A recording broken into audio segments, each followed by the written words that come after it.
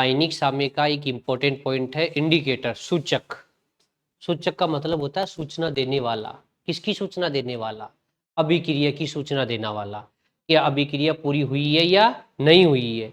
तो अभिक्रिया की पूर्णता की, कंप्लीट होने की जो इंफॉर्मेशन देता है उसको सूचक बोलते हैं। ये किसी भी रिएक्शन में बाहर से इसलिए ऐड करते हैं कि वो सूचक क्या करता है, जब ये रिएक्शन कंप्लीट की ओर होती है ना, तो अपना रंग चेंज कर लेता है। जैसे ही सॉल्यूशन का कलर चेंज होता है, वो कलर चेंज इंडिकेटर करता है। इसका मतलब इंडिकेटर का कलर चेंज होता है, वो कलर चेंज होना ये बताता है कि रिएक्शन कंप्लीट हो गई।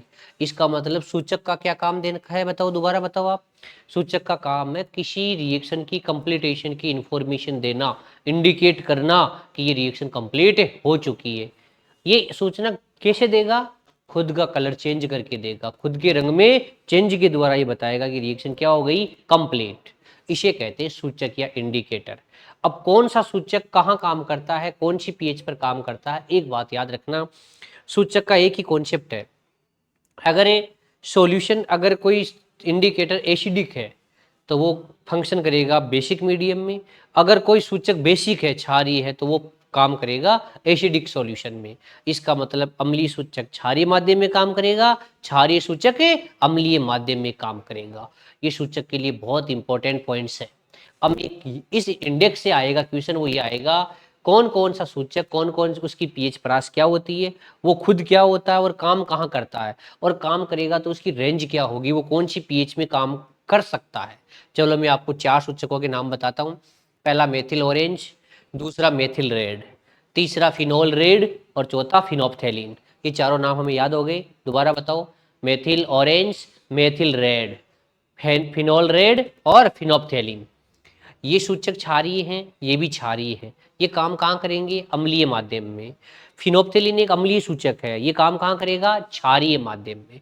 एक पॉइंट आपको और बता देता हूँ, जैसे अम्लीय सूचक होता है ना, अम्लीय इंडिकेटर। अम्लीय का मतलब एसिडिक का मतलब उसके पास क्या है, देखो आईएन का मतलब तो है इंडिकेटर, और एच का मतलब वो कैसा है, एसिडिक, हाइड्रोजन है ना।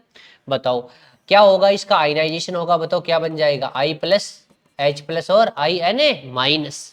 जब भी इनकी पीएच याद करते हैं तो बताओ पीएच बराबर है, एसिडिक है तो पी के ए प्लस, बताओ लॉग बेस 10 में क्या बता था, आयनिक भाग अपॉन नीचे वाला अनायनिक भाग, ऐसे पीएच निकालते थे।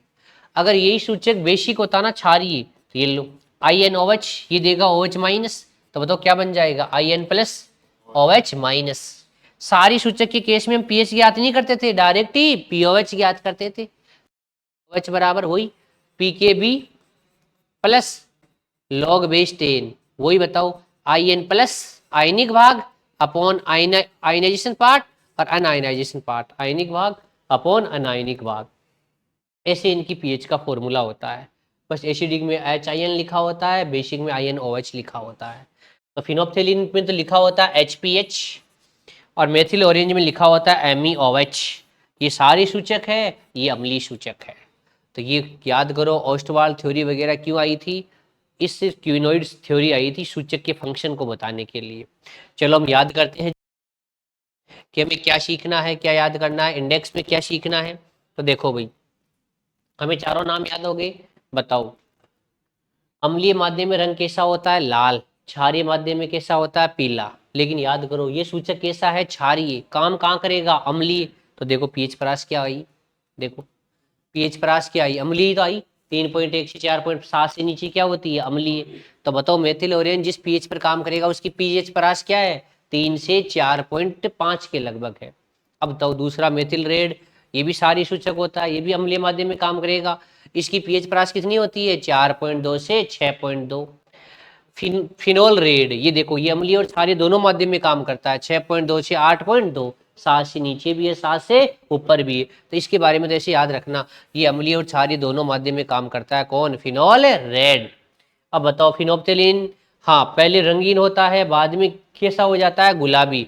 बताओ कहाँ काम किया, क्षारीय माध्यम में, है कैसा, अम्लीय। सामान्य स्थिति में ये क्या होता है, रंगीन, बाद में क्या हो जाता है, गुलाबी। आयनाइजेशन होते ही बताओ कलर क्या हुआ, चेंज। बताओ ये अम्लीय सूचक है, कहाँ काम करेगा, क्षारीय माध्यम में। क्षारीय माध्यम की पीएच परास बताओ कितनी, 8.2 से 10.2। ये पीएच परास तो मेरे हिसाब से याद हो गई। पहले अम्लीय है 3 से 4.5, बाद में याद हो गई 4.2 से 6.2, 6.2 से 8.2, 8.2 से 10.2। ये इसकी पीएच परास है। याद रखना फिनोप्थिलीन अम्लीय सूचक था, काम कहाँ कर रहा है, क्षारीय माध्यम में। मेथिल ऑरेंज क्षारीय सूचक था, काम कहाँ कर रहा है, अम्लीय माध्यम में।